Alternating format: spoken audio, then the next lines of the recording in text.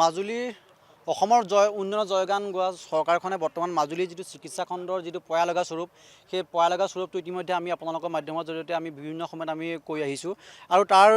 সমান্তৰালভাৱে আজি আপোনালোকে দেখিবলৈ পাইছে প্ৰায় 20 দিন হ'লে 20 দিন ধৰি মাজুলীৰ চিকিৎসা খণ্ডৰ লগত জড়িত যি তিনিখন ফেৰী চলাচল হৈ আছিল যোৰহাটলৈ সেই ফেৰী তিনিখন সম্পূৰ্ণভাৱে বিকল হৈ পৰি আছে কিন্তু খুব লজ্জাৰ কথা দুখৰ কথা বৰ্তমানলৈকে কিন্তু বিভাগীয় কৰ্তৃপক্ষ মাজুলী জিলা প্ৰশাসন তথা স্থানীয় বিধায়কগৰাকীয়ে কিন্তু এই স্পটত আহি এই ফেৰী তিনিখনৰ যি বিকল হৈ আছে সেই বিকল কিয়নো বেয়া হৈ আছে তাৰ কিন্তু খা খবৰ লাগিবলৈ আজৰি পোৱা নাই গতিকে আমি ছাত্ৰ সন্থাই এটা দাবী জনাইছোঁ অতি শীঘ্ৰেই বিভাগীয় কৰ্তৃপক্ষ স্পটত আহি এই ফেৰী তিনিখন অতি শীঘ্ৰেই চলাচল কৰিব পৰাকৈ যাতে ব্যৱস্থা কৰে তাৰ বাবে আমি আহ্বান জনাইছোঁ যিহেতু চাওক আজি তাৰিখত যদি মাজুলীত যদি 12 বজাত যদি এজন ৰোগী যদি ৰেফাৰ দিয়া হয় যোৰহাটলৈ তেওঁ হয়তো বগীবিললৈ ঘূৰি যাব লাগিব নহ'লে তেওঁৰ ব্যক্তিগত ফেৰীয়ে তেওঁলোক পাৰ কৰাব লাগিব আৰু যদি সেই ৰোগীজন যদি একেবাৰে দুখীয়া ঘৰত যদি ৰোগী হয় তেওঁ হয়তো নিজৰ আত্মীয়গৰাকীৰ মৃত্যুৰখন হয়তো নিজ চকুৰে চাই থাকিব লাগিব যিহেতু এই সমগ্ৰ মানে বিষয়টোত আপুনি যদি তেখেতে যদি কাৰোবাৰ পৰা যদি পইচা ধাৰলৈ লৈও যদিও বগীবিল হৈ যদিও নিয়ে তেতিয়া কিন্তু বহুত সময়ৰ প্ৰয়োজন আহি পৰিব আৰু এই পিনে যদি তেওঁলোকে যদি নিব পাৰে মাত্ৰ 20 মিনিট সময়ত তেওঁলোক যোৰহাট পাবগৈ আৰু যদি বগীবিল হৈ যায় প্ৰায় 3 ঘণ্টাৰ সময় ওপৰত লাগিব গতিকে সেই 3 ঘণ্টাৰ সময়ছোৱাত সেই ৰোগীগৰাকী যে সুস্থ অৱস্থাতে যে যোৰহাট পাবগৈ তাৰ কোনো নিশ্চিততা বৰ্তমান নাইকিয়া হৈছে গতিকে আমি এটা কথা দাবী জনাইছোঁ আজি এই অফলামুখৰ স্থলীৰ পৰা এটা কথা ক'ব বিচাৰিছোঁ যে অতি শীঘ্ৰেই বিভাগীয় কৰ্তৃপক্ষ মাজুলী জিলা প্ৰশাসন তথা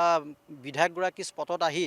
এই যি তিনিখন নাও বিকল হৈ আছে এই নাও তিনিখন অতি শীঘ্ৰেই কাৰ্যক্ষম কৰিব পৰাকৈ যাতে চলাচল হ'ব পাৰে তাৰ বাবে সুচাৰুৰূপে ব্যৱস্থা কৰিবলৈ আমি আহ্বান জনাইছোঁ মাজুলীৰ উন্নয়নৰ জয়গান গোৱা চৰকাৰখনে বৰ্তমান মাজুলীৰ যিটো চিকিৎসা খণ্ডৰ যিটো পয়ালগা স্বৰূপ সেই পয়ালগা স্বৰূপটো ইতিমধ্যে আমি আপোনালোকৰ মাধ্যমৰ জৰিয়তে আমি বিভিন্ন সময়ত আমি কৈ আহিছোঁ আৰু তাৰ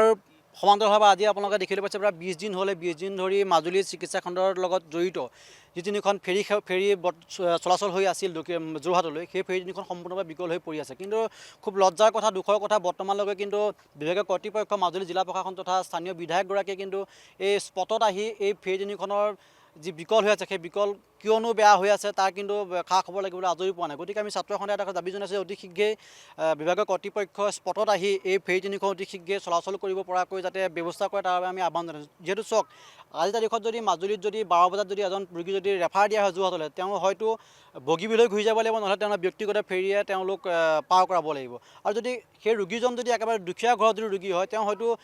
নিজৰ আত্মীয়গৰাকীৰ মৃত্যুৰখন হয়তো নিজ চকুৰে চাই থাকিব লাগিব যিহেতু এই সমগ্ৰ মানে বিষয়টোত আপুনি যদি তেখেতে যদি কাৰোবাৰ পৰা যদি পইচা ধাৰলৈ লৈও যদিও বগীবিল হৈ যদিও নিয়ে তেতিয়া কিন্তু বহুত সময়ৰ প্ৰয়োজন আহি পৰিব আৰু এই পিনে যদি তেওঁলোকে যদি নিব পাৰে মাত্ৰ 20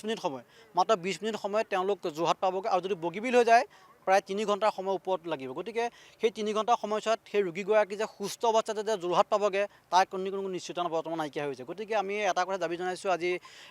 এই অফলামুখৰ স্থলীৰ পৰা এটা কথা ক'ব বিচাৰিছোঁ যে অতি শীঘ্ৰেই বিভাগীয় কৰ্তৃপক্ষ মাজুলী জিলা প্ৰশাসন তথা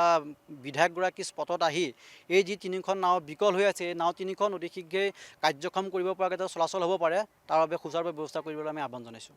যিকোনো খবৰৰ বাবে যোগাযোগ কৰক 7099017330 লগতে 7099017110 নম্বৰত